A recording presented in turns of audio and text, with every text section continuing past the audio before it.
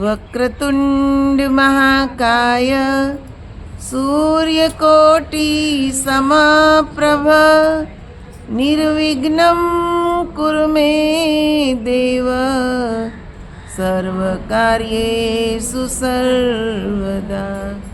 વસુદેવં સુતં દેવં કંસચાણુર્મર્દનમ દેવકી પરમાનંદમ કૃષ્ણં વંદે જગદ્ગુરું. ગુરુર્બ્રહ્મા ગુરુર્વિષ્ણુ ગુરુર્દેવો મહેશ્વર ગુરુદેવ સાક્ષાત પરમ બ્રહ્મ તસ્મૈ શ્રી ગુરુવે નમઃ. તસ્મૈ શ્રી ગુરુવે નમઃ. બોલ શ્રી સદગુરુદેવ મહારાજ કી જય. જગતજનની શ્રી માતાજી કી જય. કૃષ્ણ કનૈયા લાલ કી. ઉમાપતિ મહાદેવ કી. હૃદય સમ્રાટ શ્રી ભોલેજી મહારાજની. પરમ આરાધ્ય શ્રી મંગલા માતાજી કી જય. સનાતન ધર્મ કી જય. આદરણીય માતા બહેનો, આપણે અહીંયા 7 દિવસ રામચરિત માનસમાંથી ઉત્તર કાંડની કથા સાંભળી. આજ શનિવારનો દિવસ છે. થોડીક વાર આપણે હરિચર્ચાને સાંભળશું. રામચરિત માનસમાં આપણે જે સાંભળ્યું હતું, હનુમાનજીની સેવા, કેટલી મહાન સેવા હતી એમની.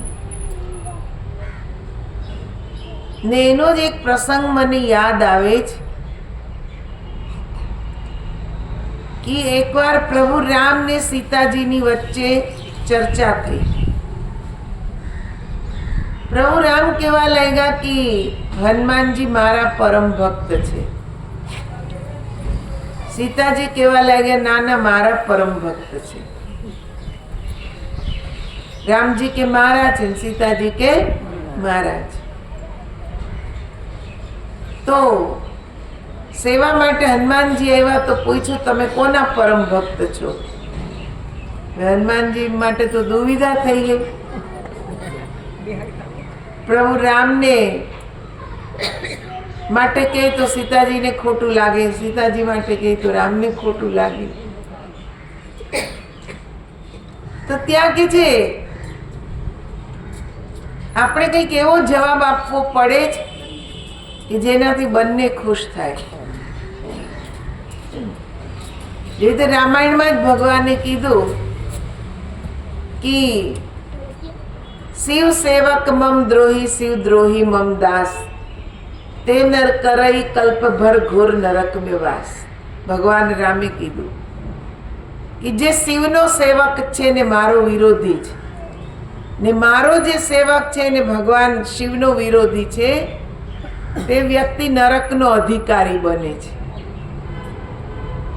હવે આપણે તો દુવિધા થઈ કે કોની ભક્તિ કરવી, શિવની કરવી કે રામની કરવી. એક ભાઈ મને કીધું એક ઉપાય કરાય. મેં કીધું શું? તો કે બેયના ફોટા રાખીને પહેલા શિવને ચાંદલો કરવાનો પછી રામને. તો મેં કીધું તોય આગળ પાછળ થયું. પહેલા શિવને પછી રામ, રામને કરો પહેલા રામને પછી શિવ. કઈ બે હાથે બે ચાંદલા કરાય નહીં. એક જ આંગળી દર્શાવેલી છે કે આ આંગળીથી જ ભગવાનની પૂજા કરવી, જમણા હાથની. ઈ કે તો રામ શિવ કરવું. તો મેં કીધું પહેલા રામ ને પછી શિવ. એ કે હાળી આ ઉપાધિ જ છે, કયું નામ પહેલા લેવું? મેં કીધું બેયને ખુશ કરવા જ, બેયને જે ગમતું હોય ને ઈ કરાય. તો કે બેયને શું ગમે છે? તો મેં કીધું જો ભગવાન રામ એમ કે છે ઓરવ સુગુપ્ત મત સબઈ કંકર જોર. આપણે આ ઉત્તર રામાયણમાં સાંભળ્યું કે ભગવાન કે છે હું બધાને મારી ગુપ્ત વાત બતાવું છું હાથ જોડીને. શંકર ભજન બિના નર ભક્તિ ન પાવહી મોર. શંકર ભજન વિના મારી ભક્તિ થતી નથી.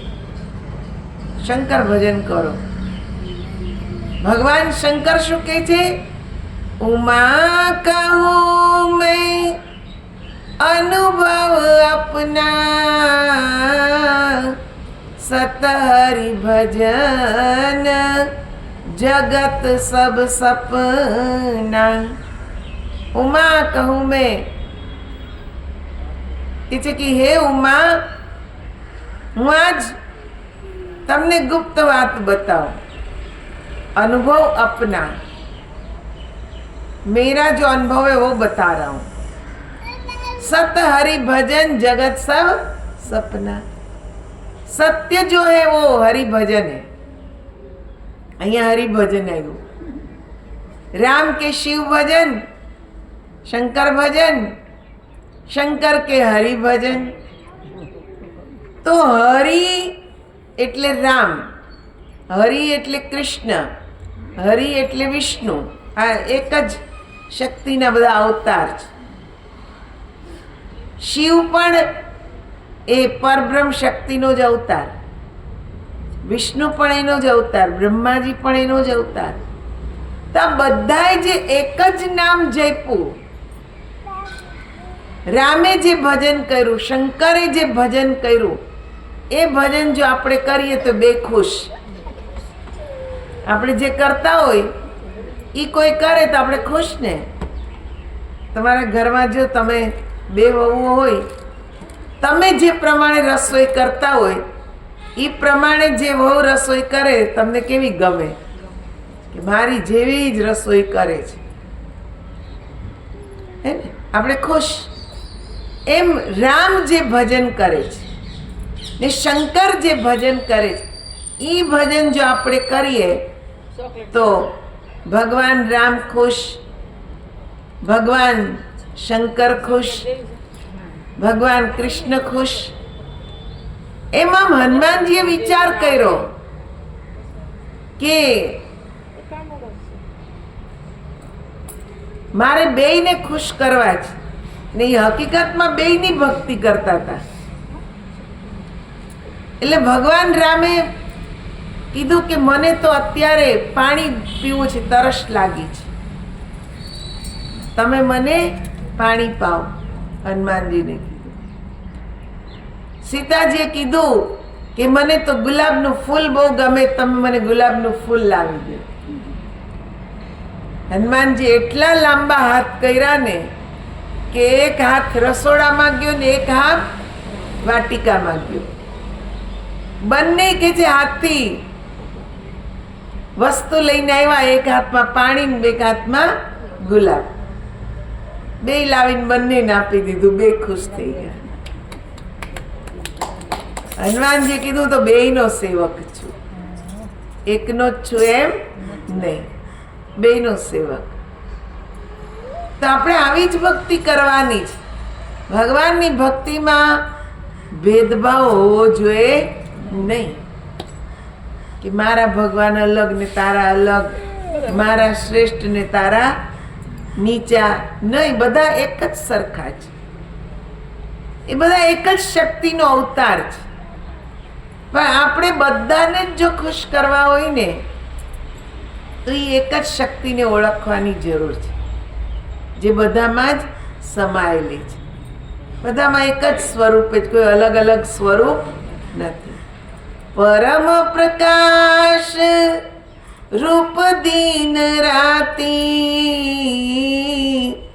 नहीं चाहिए कछु दिया घृत बाती। परम प्रकाश ભગવાનનું એક જ સ્વરૂપ કયું? પ્રકાશ. જેને પ્રકાશવા માટે ઘી દીવા બત્તીની જરૂર નથી. આ પ્રકાશને ઓળખવાનું છે.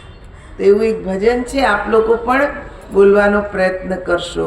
बोल श्री कृष्ण कन्हैया लाल की, उमापति महादेव की, सियावर रामचंद्र भगवान की। भजिले राम नाम ने आ जिंदगी वही जाय छे। भजिले भजिले राम नाम ने आ जिंदगी वही जाय छे। भजिले राम नाम ने आ जिंदगी वही जाय छे। जिंदगी वही जाय छे, जुवानी चाली जाय छे। जिंदगी वही जाय छे, जुवानी चाली जाय छे। भजिले राम नाम ने आ जिंदगी वही जाय छे। भजिले राम नाम ने आ जिंदगी वही जाय छे। अल्प सुख ने कारणे तो शाने मोयो मानवी। अल्प सुख ने कारणे तो शाने मोयो मानवी। सुख न आवे साथ तारी जिंदगी वही जाय छे। सुख न आवे साथ तारी जिंदगी वही जाय छे। भजिले राम नाम ने आ जिंदगी वही जाय छे। भजिले राम नाम ने आ जिंदगी वही जाय छे। जिंदगी वही जाय छे, जुवानी चाली जाय छे।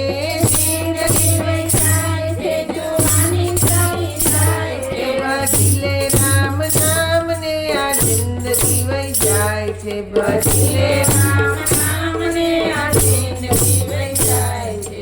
આવ્યો ત્યારે દીધો કોલ પ્રભુના દરબારમાં। આવ્યો ત્યારે દીધો કોલ પ્રભુના દરબારમાં।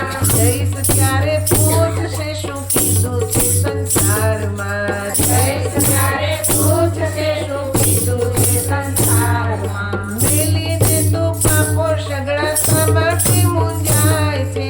મેલી દે તું પાપો સગળા શા માટે મૂંઝાય છે। ભજીલે રામ નામ ને આ જિંદગી વહી જાય છે। ભજીલે રામ નામ ને આ જિંદગી વહી જાય છે। જિંદગી વહી જાય છે, જુવાની ચાલી જાય છે। જિંદગી વહી જાય છે, જુવાની ચાલી જાય છે। ભજીલે રામ નામ ને આ જિંદગી વહી જાય છે। ભજીલે રામ નામ ને આ જિંદગી વહી જાય છે। ભજીલે બજાય તો આકલીના ગાલમાં। ભજીલે બજાય તો આકલીના ગાળમાં। પ્રભુ બની બહુ સાગર તરી લે બેસી ભક્તિ નાવમાં। પ્રભુ બની બહુ સાગર તરી લે બેસી ભક્તિ નાવમાં। ભજીલે રામ નામ ને આ જિંદગી વહી જાય છે। ભજીલે રામ નામ ને આ જિંદગી વહી જાય છે। એ જિંદગી વહી જાય છે, જુવાની ચાલી જાય છે। જિંદગી વહી જાય છે, જુવાની ચાલી જાય છે। ભજીલે રામ નામ ને આ જિંદગી વહી જાય છે। ભજીલે રામ નામ ને આ જિંદગી વહી જાય છે। મળશે નહીં મોંઘું જીવન એળે વહી જાય છે। મળશે નહીં મોંઘું જીવન એળે વહી જાય છે। સમજી લે સમજાય તો કહું છું તુજને શાનમાં। સમજી લે સમજાય તો કહું છું તુજને શાનમાં। બોલ સંતોના છે સાચા જો જુડા ભાનમાં। બોલ સંતોના છે સાચા જો જુડા ભાનમાં। મસ્ત બની મસ્તીમાં પ્રેમી જ્ઞાન સાગરમાં નાય છે। મસ્ત બની મસ્તીમાં પ્રેમી જ્ઞાન સાગરમાં નાય છે। ભજીલે રામ નામ ને આ જિંદગી વહી જાય છે। ભજીલે રામ નામ ને આ જિંદગી વહી જાય છે। જિંદગી વહી જાય છે, જુવાની ચાલી જાય છે। જિંદગી વહી જાય છે, જુવાની ચાલી જાય છે। ભજીલે રામ નામ ને આ જિંદગી વહી જાય છે। ભજીલે રામ નામ ને આ જિંદગી વહી જાય છે। ભજીલે રામ નામ ને આ જિંદગી વહી જાય છે। ભજીલે રામ નામ ને આ જિંદગી વહી જાય છે। બોલ સિયાવર રામચંદ્ર ભગવાન की जय। तो जो सजनों माता बहनों, કેટલી સુંદર વાત કરી, ભજી લે રામ નામ ને આ જિંદગી વહી જાય. જિંદગી વહી જાય છે, જુવાની ચાલી જાય, જુવાની તો વહી ગઈ. અત્યારે જુવાનિયાને એમ કઈક ભક્તિ કરી લ્યો કે હજી અમારો ટાઈમ આવ્યો નથી, પણ કોઈને ખબર છે કે આપણે ઘરડા થવાના જ છીએ? અત્યારે તો ટાઈમ એવો આવી ગયો, ઘરડા રહી જાય ને જુવાનિયા રહી જાય. જોતામાં એક બેન સુરતમાં કોલેજિયન બેન હતા, લેક્ચર આપતા હતા ને ત્યાં ઢળી પડ્યા, ત્યાં સ્ટેજ પર જ. એને ખબર હતી કે આવું થઈ જવાનું છે, પલ ભરમાં શું થઈ જશે કે છે કોઈને કઈ ખબર નથી. એટલે આ કલિકાલમાં જ્યારે સમય મળે, જાગ્યા ત્યારથી સવાર સમજી ને પ્રભુ ભક્તિ કરી લેવી જોઈએ, કેમ કે આવો અવસર ફરીને મળવાનો નથી. આ એક જ વાર મળ્યો છે. કથામાં આપણે જોયું જ કે કરોડો વર્ષ વીતી જાય ત્યારે આ માનવ શરીર આવે છે. એક નહીં, બે નહીં, કરોડો વર્ષ ત્યારે આ દેહ મળે. ને આને જો આમ જ પશુ પક્ષીની જેમ જીવીને વયા ગયા તો આપણો ક્યારેય ઉદ્ધાર થવાનો નથી. આળસમાં નાળસમાં બધું જાય. હે ને જેનામાં આળસ હોય ને કે હજી કાલ કરશું, એ માણસ જીવનભર કાંઈ કરી જ ન શકે. એક બહુ નિર્ધન ગરીબ બ્રાહ્મણ હતો, એને તે એક સંત આવ્યા ને, એટલે એની સ્થિતિ જોઈને એને એમ થયું કે આનો કંઈક ઉદ્ધાર કરવો જોઈએ. સાવ ગરીબ છે, એમની પાસે પારસ પથ્થર હતો, એ આપ્યો કે લે આ 7 દિવસ માટે આપું, તું આનાથી જેટલું સોનું બનાવો એટલું બનાવી લેજે, 8મા દિવસે આવીને લઈ જઈશ. હવે બ્રાહ્મણે તો ઓલા સંતો વયા ગયા જમી કરીને આશીર્વાદ આપીને. ઘરમાંથી ગોઈતું તો એક નાનું એવું કે છે પતરું મળ્યું લોખંડનું, એને ઘસીને એનો કાટ ઉતારીને પારસ પથ્થર સ્પર્શ કર્યો એટલે સોનાનું થઈ ગયું. જૈન બજારમાં જઈને સોનીની દુકાને જઈને વેચી આવ્યા. થોડાક પૈસા આવ્યા એટલે બ્રાહ્મણીએ કીધું કે આ તો ચમત્કારી પથ્થર છે, હવે આ જેટલા રૂપિયા આવ્યા એનું બીજું લોખંડ બજારમાંથી લઈ આવીને સોનું બનાવી લ્યો ને. આ તો લાલચ કે છે, સરસ મજાનો પથ્થર છે ને બ્રાહ્મણ દેવતાએ કીધું જ જેટલું સોનું બનાવવું એટલું બનાવી લ્યો. તો જાવ ને. બ્રાહ્મણ ગયો બજારમાં, જઈને પૂછ્યું લોખંડનો ભાવ, તો કે થોડુંક મોંઘું નથી આજે? એ કે હા થોડોક ભાવ વધ્યો છે. પાછા આવ્યા, એ કે કાલે જઈશ, કાલે કદાચ ભાવ ઉતરે તો. આળસમાં રહી ગયું. 3જે દિવસે ગયા, પાછું બજારમાં પૂછ્યું તો પહેલા દી કરતા વધારે ભાવ હતો. એ કે આ તો વધારે મોંઘું થઈ ગયું, કાલે આવીશ. હવે આ તો બધી ધાતુઓના ભાવ તો રોજ રોજ બદલાય, એને એમ થયું કાલે કદાચ સસ્તું થાય તો. વળી બીજે દી ગયા, ભાવ પૂછ્યા કાલના કરતા વધારે ભાવ, વળી પાછા આવ્યા. આમ કરતા કરતા 7 દી થઈ ગયા પૂરા. બ્રાહ્મણ દેવતા આવ્યા, એ કે લાવો પારસ પથ્થર. એ કે મહારાજ હજી તો અમે સોનું બનાવ્યું નથી.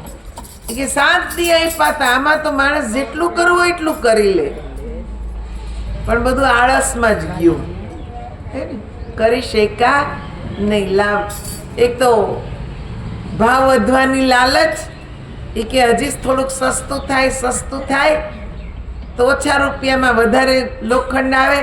પણ મૂર્ખને ખબર ન પડી કે આ જેટલું આવ્યું એટલું આનાથી સોનું બનશે તો આના કરતા વધારે જ ભાવ આવવાનો છે, એવું એણે વિચાર્યું નહીં.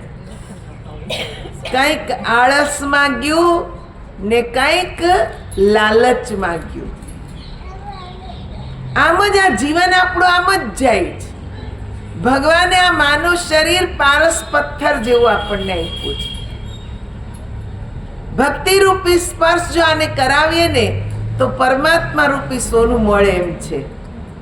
પણ આપણું આળસમાં જ જાય, કાલ ભજશું, કાલ ભજશું, કાલ ભજશું. કાલનું નામ જ કાળ છે, આવીને ઊભો રહી જવાનો છે ને પછી કાંઈ કરી શકવાના નથી. એટલે અત્યારે જ કરી લેવું જરૂરી છે, આજે જ કરવું જરૂરી છે.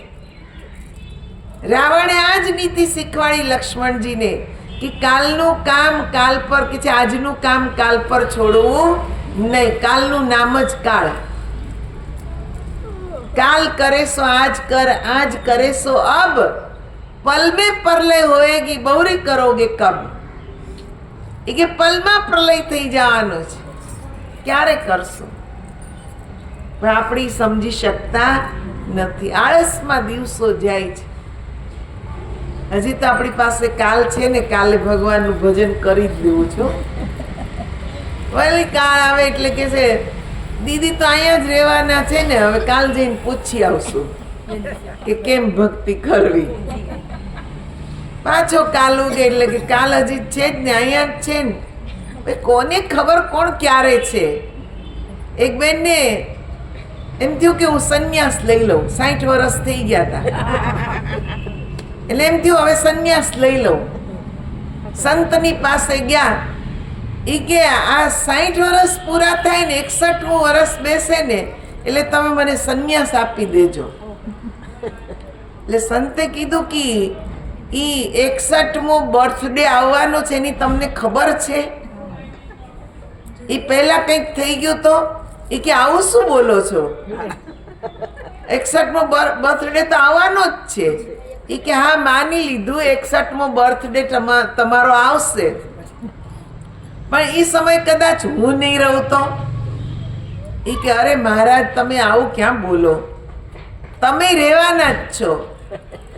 મહાત્માજી કે ચાલો હું રહેવાનો, તમે રહેવાના, હું રહેવાનું, પણ તમારો વિચાર બદલાઈ ગયો તો સંન્યાસ લેવાનો તો શું કરશું? એ કે ના ના નહીં બદલાય. એ કે સારું ચાલો એમ રાખો. 15 દી થયા ને તે બેન પડ્યા બીમાર, હોસ્પિટલમાં એડમિટ કરવા પડ્યા. એટલે સંત મહાત્મા ન્યા ગયા, જઈને પૂછ્યું હવે શું વિચાર છે? તમે હોસ્પિટલમાં આવી ગયા, સંન્યાસ લેવાનો જ કે નહીં? એ કે સાજી તો થવા દો, પણ સાજી થઈ જાઓ એટલે સંન્યાસ લઈ જ લેવો જ. હવે સમજ પડી ગઈ કે આપણે બીમારી ગમે ત્યારે આવી એ મોતે ગમે ત્યારે આવશે, સાજી થઈ જાય. એ કે પણ સાજા થાવ એ કઈ નક્કી છે કે સાજા થવાને? એ પહેલા આવી ગયું તો એ કે મહારાજ એવું ન બોલો. એ કે ના ના હું તો એમ જ કહું છું તમે સાજા જ થઈ જાઓ, તમે ઘરે જ આવી જાઓ. પણ આ તો એમ સમય છે, શ્વાસ ભગવાને આપણને જે આપ્યા છે એ ગણતરીના છે, કદાચ આમાં જ પૂરા થઈ ગયા તો? એટલે હું તમને એમ કહું. એ કે ના ના હું સાજી થઈને ઘરે આવું ને એટલે સંન્યાસ લેવાનો છે. પણ દિવસે દિવસે તબિયત બગડતી જ ગઈ. ડૉક્ટરોએ ઘણા ઉપાય કર્યા પણ એ સાજા થઈ શક્યા નહીં. 5 દી પછી ખબર પડી કે બેન તો વયા ગયા, સંન્યાસ રહી ગયા. આ છે જીવનની વાસ્તવિકતા. આવું જ જીવન છે. આપણે એમ કહી કે આ પછી કર લઈશું તો પછી તો કોઈ દી આવવાની જ નથી. સારો વિચાર આવ્યો તરત કરો, કેમ કે આ મનને બદલાતા વાર લાગશે નહીં. ક્યારે વિચાર બદલાઈ જાય કાંઈ નક્કી જ નહીં. એટલે સંતો કહે છે કે હે જીવ તું રામને ભજી લે. રામ તારા આત્મામાં જ વસે છે. આત્મ રામને જ તું જાણી લે. ક્યાંય બીજે કંઈ જાણવા જવાની જરૂર નથી. તું તને જ જાણી લે, તને જ ઓળખી લે કે હું કોણ છું. જે આ ઓળખાણ આવી ગઈ ને તો પછી બધી ઓળખાણ આપોઆપ આવશે. પહેલા સ્વયં પોતાને જ ઓળખવાના. જેણે પોતાને ઓળખી લીધા એણે બધાને ઓળખી લીધા. એટલે તો મીરાને કેવું પડ્યું કે તારી આત્માને ઓળખ્યા વિના રે હે લખ 84 નહીં તો મટે રે જી એ જી તારી ભ્રમણાને ભાંગ્યા વિના રે એ ભવના ફેરા નહીં તો ટળે રે જી મીરાબાઈ કાલ કર્યું હોત તો એને ભગવાન મળ્યા હોત નો મળ્યા હોત પણ એ તત્કાલ વિચાર આવ્યો કે મારો પતિ કોણ એટલે પાછળ જ પડી ગયા એના માતાજીની પાછળ દાદાજીની પાછળ મને મારો પતિ આપો એટલે ભગવાન આપી દીધા લ્યો આ તમારો પતિ મીરાબાઈએ કૃષ્ણની ભક્તિ કરી પણ જ્યારે એને સમજાઈ ગયું સંતોના સંગથી કે ખાલી આ બહારની ભક્તિ કરવાથી મારો ઉદ્ધાર થવાનો નથી મારે તો અંદર જે બેઠો છે એને ઓળખવાનો છે એટલે ગુરુની શરણમાં ગયા ને સંત રૈદાસ જેમણે એને આત્મજ્ઞાન કરાવ્યું તો મીરાએ કીધું અબ મોહે ગુરુ મિલે રૈદાસ સાસ ઘરના જાઉંગી હવે સાચા ગુરુ મળી ગયા હવે ક્યાંય મારે સાસરિયામાં ક્યાંય દોડવાની જરૂર નથી હવે આ જ કરવાનું છે જે દિવસથી સમજાઈ ગયું તે દિવસથી પકડી લીધું તો એક ભજન છે આપ લોકો બોલશો બોલ શ્રી કૃષ્ણ કનૈયા લાલ કી જય અરે અજ્ઞાની જીવડા કરી લે દીવડા ઘટમાં તો ઘોર અંધકાર છે અરે અજ્ઞાની જીવડા કરી લે દીવડા ઘટમાં તો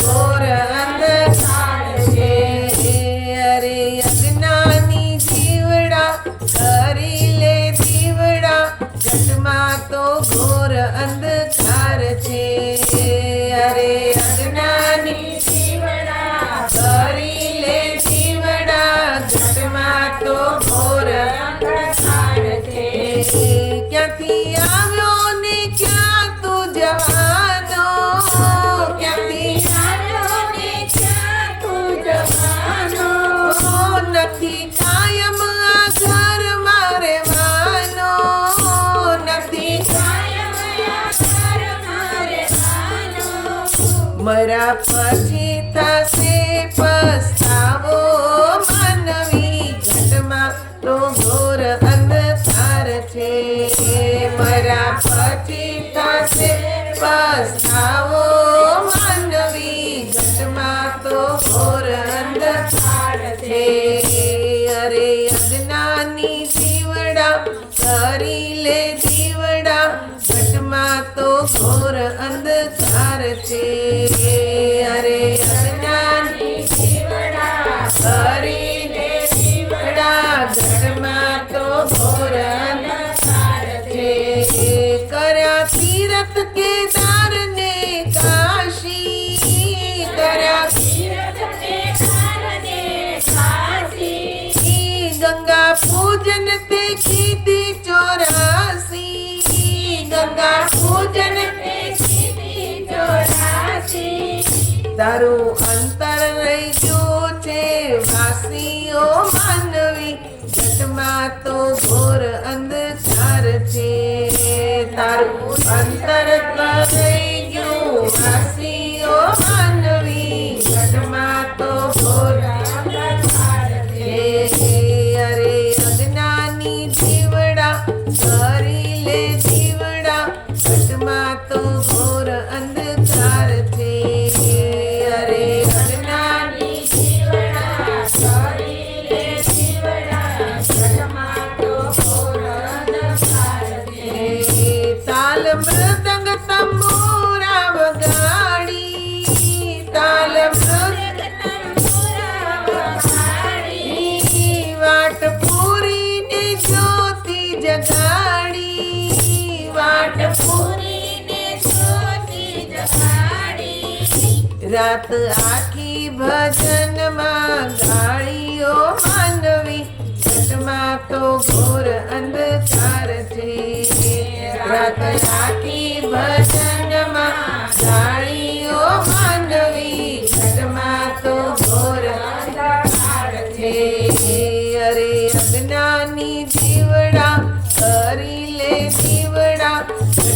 ઘટમાં તો ઘોર અંધકાર છે. અરે અજ્ઞાની જીવડા કરીને જીવડા, ઘટમાં તો ઘોર અંધકાર છે. સંત શિખામણ હૈયે લે ધારી, સંત શિખામણ હૈયે લે ધારી, સ્વામી સદગુરુનું શરણું સ્વીકારી, સ્વામી સદગુરુનું શરણું સ્વીકારી, મોંઘું જીવન તો લેજે સુધારી. ઓ માનવી ઘટમાં તો ઘોર અંધકાર છે. મોંઘું જીવન તો લેજે સુધારી. ઓ માનવી ઘટમાં તો ઘોર અંધકાર છે. અરે અજ્ઞાની જીવડા કરી લે જીવડા, ઘટમાં તો ઘોર અંધકાર છે. અરે અજ્ઞાની જીવડા કરી લે જીવડા, ઘટમાં તો ઘોર અંધકાર છે. ઘટમાં તો ઘોર અંધકાર છે. ઘટમાં તો ઘોર અંધકાર છે. બોલ શ્રી કૃષ્ણ કનૈયા લાલ કી જય. શું કીધું? અજ્ઞાની જીવડા કરી લે દીવડા, ઘટમાં તો ઘોર અંધકાર. અજ્ઞાનતાનો અંધકાર આપણી અંદર ભરેલો છે. હે જીવ, તું પરમાત્માને ઓળખી લે, તારી અંદર દીવો પ્રગટાવી લે. કયો દીવો? આત્માનો દીવો. ઈ પ્રગટી જશે. એની ઉપર માયાના પડ ચડેલા છે, અજ્ઞાનતાના પડ ચડેલા છે. મારું તારું, ઈર્ષા, દ્વેષ, કામ, ક્રોધ, આ બધા અવગુણોના થર જામી ગયા છે. આ બધા ધીરે ધીરે ધીરે સત્સંગ મળે ને તો આ બધા પડ ઉખડે ને ત્યારે જ અંદરથી જિજ્ઞાસા જાગે કે હવે મારે આત્માને ઓળખવો છે. આત્મા છે ક્યાં? બધાને ખબર છે કે આમાં આત્મા છે, પણ ક્યાં છે? કયા સ્વરૂપે જ એ આત્માને મારે જોવો છે? કેમ કે ભાઈ બહારની ભક્તિ તો બહુ આપણે કરી લીધી, ખૂબ ખંજરી મંજીરા વગાડી લીધા, ખૂબ કે જે તીર્થ વ્રત કરી લીધા, પણ તોય અજ્ઞાનતાનું પડ દૂર થયું નથી. આપણા સ્વભાવમાં કાંઈ પરિવર્તન આવ્યું નથી. આપણી ટેવો કાંઈ સુધરી નહીં. આ શાના કારણે? અજ્ઞાનતાને લીધે. તો સંત કહે છે કે હવે દીવો પ્રગટાવ ને એમાં મનને રમાડવા માંડ. મન એમાં રમતું થઈ જશે તો બધી બહારની ઝંઝટ આપોઆપ છૂટવા માંડે. છોડવી પડતી નથી, આપોઆપ છૂટવા માંડે જ. મન અંદરથી એમ જ કહે છે કે આ બધું નકામું જ, મારે તો શ્રી હરિનું ભજન જ કરવાનું છે. એ જ સત્ય છે, એને જ જાણવાનું છે.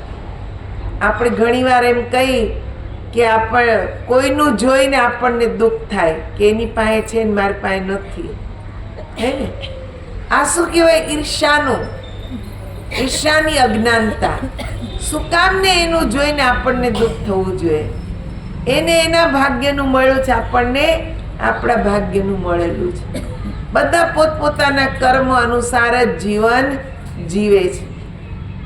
તમે જો કે વાસુદેવની બે પત્ની, દેવકી ને રોહિણી, પણ દેવકી જેલમાં છે ને રોહિણી બહાર છે. આ કર્મ જ. એકવાર દેવકીજીના મનમાં પ્રશ્ન થયો કે કેમ મારે આટલું બધું કષ્ટ વેઠવું પડ્યું. ભગવાનને પૂછ્યું, હે કૃષ્ણ, બધાય તને ભગવાન કહે છે, તો ભગવાન છે કે નહીં એ તો હું જાણતી નથી, પણ તું મને મારા પ્રશ્નનો જવાબ દે. મને અંદરથી બહુ એમ થાય છે કે કેમ મને આટલું બધું કષ્ટ પડ્યું. મારા કે છે 7 બાળકો ને મેં જન્મ આપ્યો, છતાંય હું પૂર્ણ રૂપેણ માનું સુખ તો ભોગવી જ ન શકી.